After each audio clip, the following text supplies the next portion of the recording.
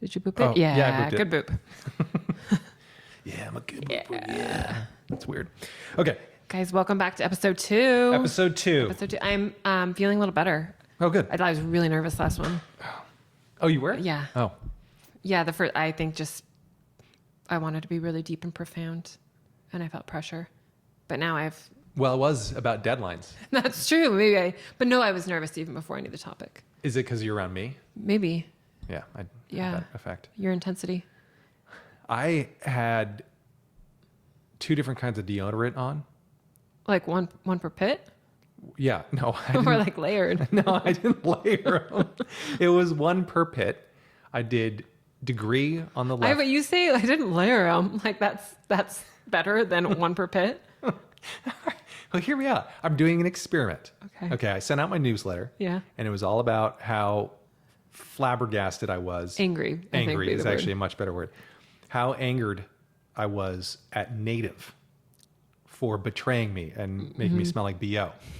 And then one of the subscribers wrote back, John Carlos, what's up? And said, I got to give Native time to apparently... You know, I've heard Assimilate. that. I'm on your side here because I, as you know, tried the natural, not that brand, but I tried a different natural deodorant. And everything I read said, you've got to give it a week. And I gave it a week and I was still very smelly. I gave it 2 weeks. I was still very smelly. So I don't know, maybe I'm just like extra smelly, but I wasn't willing to wait it out however long it took. I think a week I could have handled. I tried 2 weeks and 2 weeks was, I'm like, no, I'm done smelling like this. Yeah, how long are you supposed to wait? I don't know. I'm like, I'll just take the aluminum cancer or whatever's happening down there. in Yeah, my so pits. I put, Degree on one side, Native on the other. Have you done a sniff test yet? A check? No, I didn't. Okay. I didn't. I'm doing it again now. So we'll see if it makes a All difference. right. Tell me if we go out to happy hour later, tell me which side to sit on to avoid the potential stench. Or you know what? So don't surprise me. Right. I don't And want to then tell I'm- you. And then I'm going to be really honest and tell you if you stink. Yes. Okay. That is welcome. All right. I think that would be... Because that's what true love is about. Yep. I think that was in our vows when we got married. Yep. You have to tell someone when they stink and when they have stuff in their teeth. Which you do. Yeah. And I'm very Thank you. appreciative of. Thanks. You're just sticking to your vows. I do my best. I'm so excited to see what kind of question we get Me today. too. Me too. I hope it's another one of mine. Well, I hope so I'll too. 'cause choose. I'll they're- choose. Okay, you choose. With All a right. caveat that if I can't read Anthony's handwriting, he has to read it himself. Okay. Here. Oops, I got 2. You can only pick one. Okay. Oh, no, it is yours. I can tell. Oh, this is pretty good. Oh. How has the algorithm changed the industry? Is that right? Does that seem right? How wasn't has sure. the algorithm changed the industry? Yeah, okay. Yes. It says changed. Yep. I was uncertain on. Yeah, but you nailed Anthony's handwriting. it. We don't need For to. those looking in the camera. Terrible. Terrible. That's another topic. Okay, continue. You could go a Sorry. whole hour on that. Yeah, so the algorithm. I think I'm curious. Oh. And by the industry, I mean both of our industries. And we're talking like the algorithm, like social media in general, or do we want to stick to Instagram since that's mostly what we do? Well, I think you could say we could leave it open-ended. So I'm okay with any definition of the algorithm, meaning social media is fine, Instagram limited to that is just fine, but also TikTok, I was thinking, especially with regard to books, and also like Amazon's algorithm. So basically, it's the idea of does what the algorithm deems popular, and I know that's driven by user behavior. Has that changed the way that we do our business or our art? Yeah. Okay. Ooh, Yeah. that is good. My brain is swirling. Well, actually, so I have a thought on this because this is a quote that I read the other day and I meant to tell you and I forgot. Fired up. And I can't remember who posted it, but somebody that I follow on Instagram that the algorithm thought I would like, they said, and I think it was like a social media, like one of those coaches, advisors where they Yeah. give you advice on social media. And I loved it because she said, unless you credit the algorithm with your success, you can't blame them for your failures. And I love that because so often we hear people complaining about the algorithm, like, oh, I'd be doing so well if it wasn't for the algorithm, or I was doing so great and then the algorithm changed. But when they start doing really well, it's that their content is really great. Like nobody's like, oh, I'm taking off because the algorithm loves me. They think they're taking off because of that they're doing something right. Oh yeah. But if all of a sudden they're not doing well or they're not getting the followers, the likes or, views that they want, then it's the algorithm's fault. So anyway, it's not quite an answer to that question, but I've been thinking about it ever since. It's kind of the same way, I'm tangenting us for a quick second, but it's sort of the same way that we writers will sometimes say things like, will basically say like, oh no, you can't listen to like feedback and reviews. Like that doesn't matter to me. It's all about what I want to do. And yet if there's a positive review, you totally post it. Like I do that all the time. But okay, back to the algorithm. That's another topic. We'll add that. That's a good one. We should write that one Yeah, down. we definitely should. On the pen we didn't, or paper we didn't bring. Okay, so yeah, I think it has changed the industry. But I'm thinking about how. So you go. No, I think it's changed the industry because it's just another factor, and I think there's probably a lot of us. I know for sure myself, and I think sometimes you don't want to be thinking about it. Like I don't think either one of us sits down to write or do whatever we're going to do with the algorithm in mind, but it's always there. It kind of looms large in terms of if you almost like the sense of like, if what I'm about to write or put out there, you kind of instinctively know, like last time I did this, it didn't do very well, or like nobody likes this, or I'm not seeing this anywhere, or this isn't popular. And then the question becomes, should I do it anyway? As opposed to just sort of this, and maybe this is completely wishful thinking, but this idea of just putting out because you want to, because it feels right, because you like it, because you have something to say. Yeah. Well, yeah. I don't know. I think that's the perfect scenario, or that's like an ideal situation is I'm going to produce this thing. I'm going to create because I want to put this out in the world. For me, I'm going to write this joke because I think it's funny. I want to make other people laugh, and this is how I'm going to do it. Yeah. So actually, I mean, I don't know. Well, I don't know if that's different because I'm intrinsically thinking about the audience always. That's true. You do, because you've been doing reels lately on Instagram, or dabbling with them, and you do pay attention to things like the background. Like the background of your set. You're like, hey, the ones that I've posted with this blue background do better than, I don't know if that's right, but so to sum up, like you sometimes will post the exact same joke or a similar joke, but if it's on a blue stage, it does really well. If it was on a red stage, it didn't, or maybe it's the other way around. No, that was actually right. Like for a while there, I was posting clips from the Laurie Beachman Theater, which was the curtain was awash in blue, and all of those clips went. I mean, they did well for me, right? Like one of them got up into 160,000, some of them got 90,000, which again for me is absolutely astronomical. And then everything else after that wasn't blue, even the same jokes before and after was like 4,000, 2,000, 200 in some cases.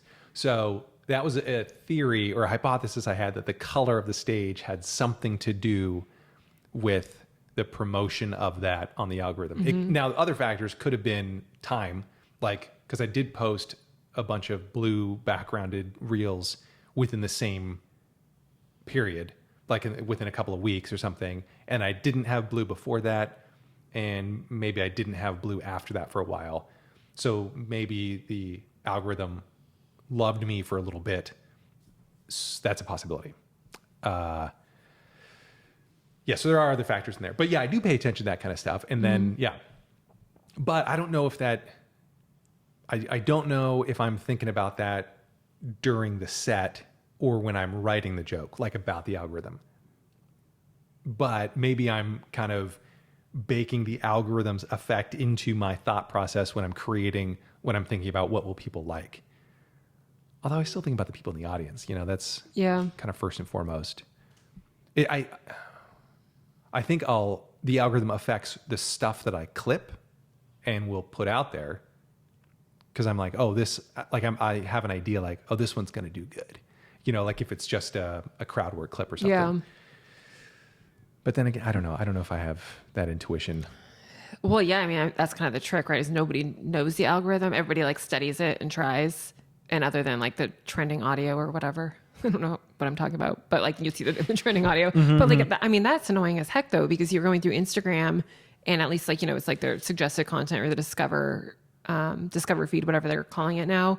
Like it'll be the exact same, completely different content, but the exact same like song over and over. Yeah. And like, okay, so obviously the algorithm is liking that, but like as a user, it's horribly annoying or just monotonous. Like you're not getting anything out of it. Right.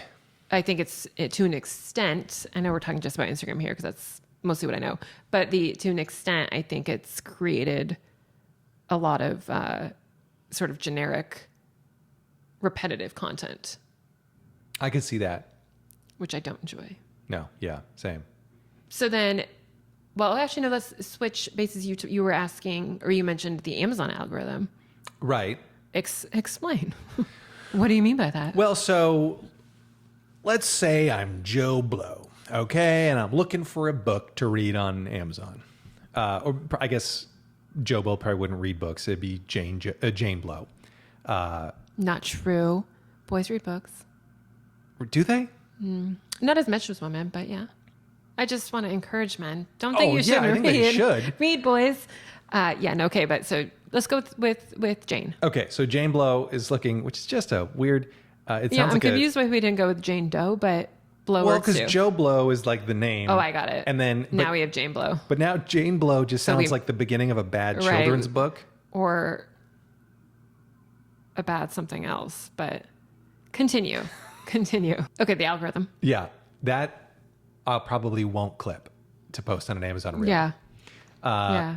But yeah, I think because the Amazon algorithm presents stuff to you, even when you're not searching for it. Like if you type in, well, I had that dumb sketch I put together or that dumb video I put together about the Amazon algorithm. It's like, hey, I'm looking for this specific book.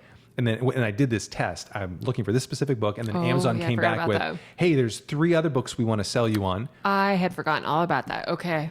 I'm nodding. Keep going. And if you're I'm looking on for board. a specific book, you may not even end up with that book because you've got 20 other books that Amazon is recommending to you that you've never even heard of because people are buying ads to promote those, or the algorithm is like, hey, this is kind of like the book that you're going for. Or I Yeah. don't know how the Amazon algorithm works. No, this is as an author with actual books on Amazon, and I could go on for a lot of many hours on why I don't like Amazon, but that absolutely is true. I can Google. Sometimes if I'm really lazy and I'm trying to look up something, like get my own Amazon URL, I'll go to Amazon and I will type Lauren Lane Blurred Lines because I want my book Blurred Lines. And I kid you not, I have to scroll until I can get to it. Yeah. Not just, actually mostly it is a sponsored post, but sometimes it's just other books that the algorithm thinks that apparently I would like them more. Or I know it's all sales based. I mean, Amazon, like obviously it's a company, so it's trying to make money from sponsored posts, Right. sponsored placements. So yeah, actually, yeah, that is get back to our question: is has it changed the industry specifically on Amazon? I think hugely. It's like it's the opposite of what I think of when I was sort of in like my romantic phase of like buying books, where you would go to Barnes and Noble and you would wander the shelves. And yes, of course, there was like a little bit of that, and then you have like the end caps. You could argue, yes, that the end caps are the equivalent of a sponsored post, I suppose. Yeah. And that they're trying to put something. But the huge difference, and I think you did this in that little reel, is that if you were to go to, if you knew what book you wanted or what author you wanted, and you went to the help desk or whatever it is, and you talked to the person and said, hey, I'm looking for this book, they wouldn't lead you to like 5 others and then show you that one. They would take you directly to that book. Right. And I think that's what we've lost a little bit, is that, hey, this is what I'm looking for.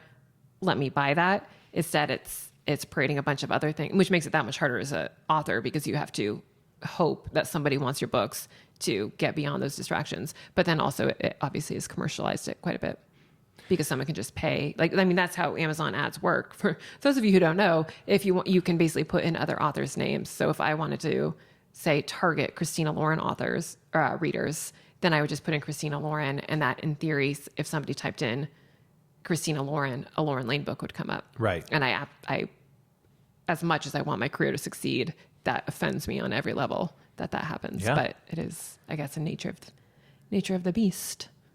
Yeah, the old algorithm used to be, hey, haven't seen you in a while. What are you reading these days? I have a recommendation for you. Like, oh, have you read, Yeah. Educated by what's her face? Like, Right. It used to be conversation, sort of yeah. And now, personalized. yeah. Well, I think that's the reason why both you and I now have kind of pulled way back from Amazon, Way back. especially primarily in book buying, but also in home supplies as well. I mean, I think we still get stuff from them just because it's so much cheaper, like to buy TP. But for the most part, like I bought one book in the last couple of months from Amazon on Kindle just because that was the only place to get it, which should have been a red flag. This okay, you finish yours. Finish your story. Where was I? It probably wasn't that important. Go for it. I just got so excited because this is related to something you just talked about. I had to buy deodorant on the other day, and I know that Amazon is the cheapest. And as much as I try to boycott them, I'm like, fine, I need deodorant now. And I like Secrets gel. And so I typed that in, Yeah. and it came up with the nectarine, whatever. Like I purchased it before. And it was like for a pack of 4, I didn't realize, I think it was like $65. Didn't realize until I got to cart, and I'm like, that is a lot for deodorant. Wait, 4 sticks of deodorant? 4 sticks. And I should have known because it wasn't on Prime, but whatever. And I was like, what? And so then I went back in and I found like whatever, their latest berry scent that was, I think, 19 for this exact same size. But yeah, I had the same problem with protein powder where like I was looking for whatever Body Fortress protein powder at one point, just because I liked the flavor. And muscle. Sorry.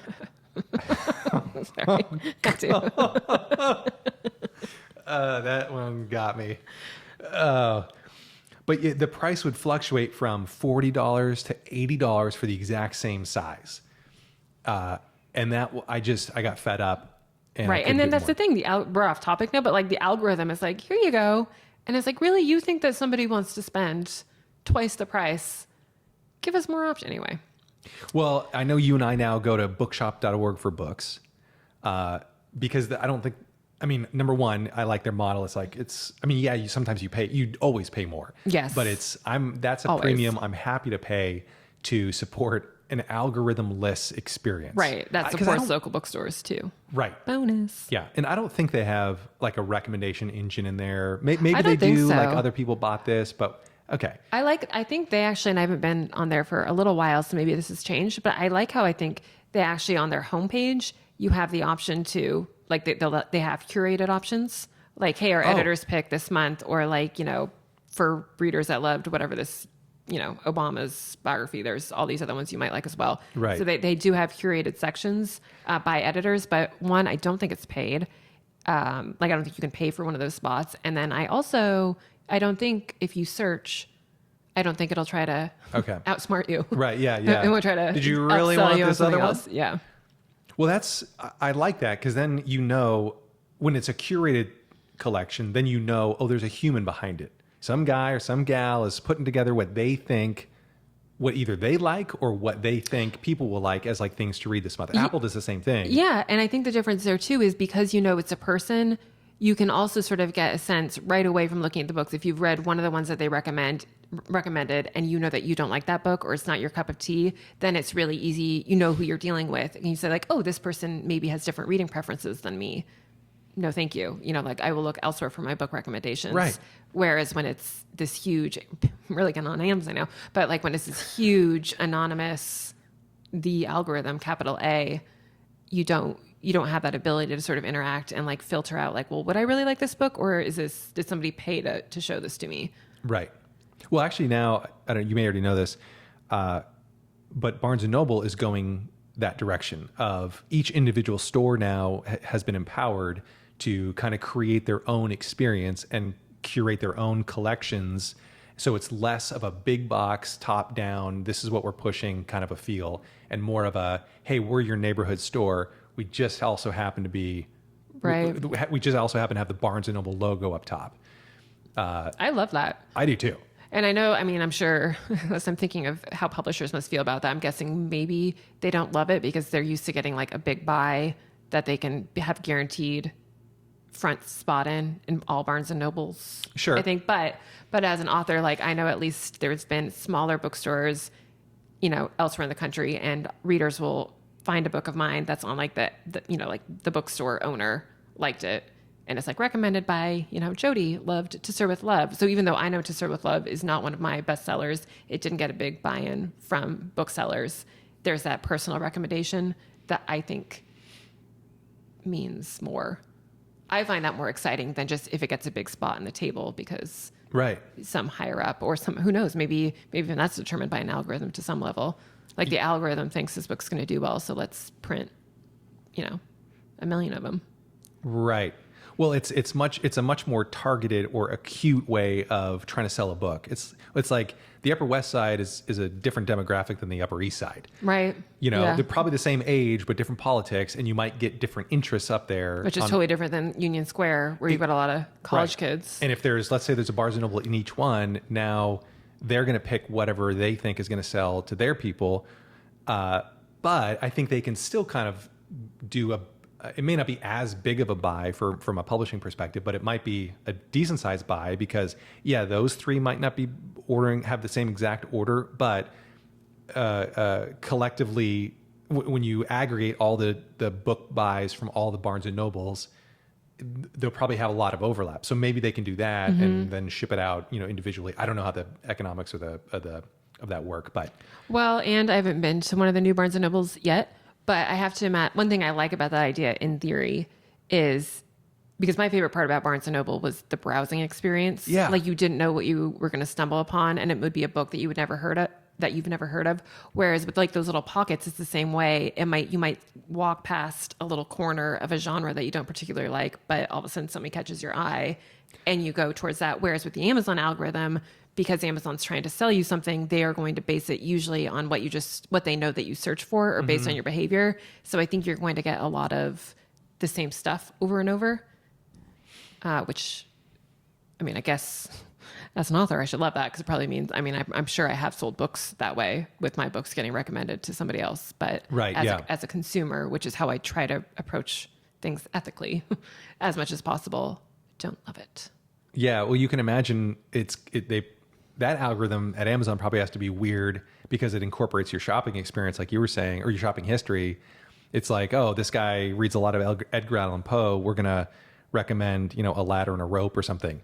Yeah. I get it. Took me a second, but I got there.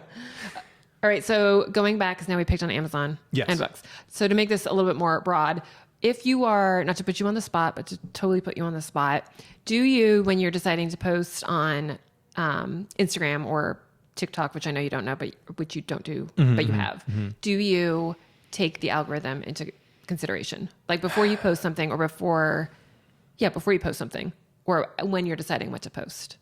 No. Does it go through your head? No, not anymore. I mean, and I don't know if it ever really did. And like it did in the sense of, I wonder if this one, because it has a blue background, is going to do well. But it doesn't, I don't think about it because I don't understand it. I don't know. Yeah. Like if anything, it's like, oh, I have these few things I can put in there. Let's just see how this does. Or I think this one's going to do well because it's a little more, the algorithm does tend, at least for me, it tends to like the more, not like titillating or risque stuff, but it's like if I have one that's, I have a couple of jokes that are about race, and those seem to do, they also happen to be funny in my opinion, but those seem to do a little bit better. Although I had one that was as dumb as, I live in New York, but I'm not from New York, which is why I look friendly. And that was one of my highest viewed, and that's all it was. So I don't know. No, it doesn't affect. So if you don't decide what to post based on the algorithm or any consideration, how do you, we're getting now into like, how do you plan your content calendar, but how do you decide what to post? I decide to post, here's my workflow. Oh shit, I got to post something. What video do I have? Okay, do I have any clips ready? No. What videos do I have that I haven't uploaded to the cloud and removed the download that aren't going to take 5 minutes to download? I'll open one of those up, scrub through it, and that's it, Okay, so and clip it. I'm gonna dig deep on this, challenge you, because so I know that you say that, and I do believe you, but I also know that you look at your analytics a lot, like Yeah. after you post something. So if you don't care about the algorithm, why do you pay attention to likes and views? If it doesn't matter, like why even check?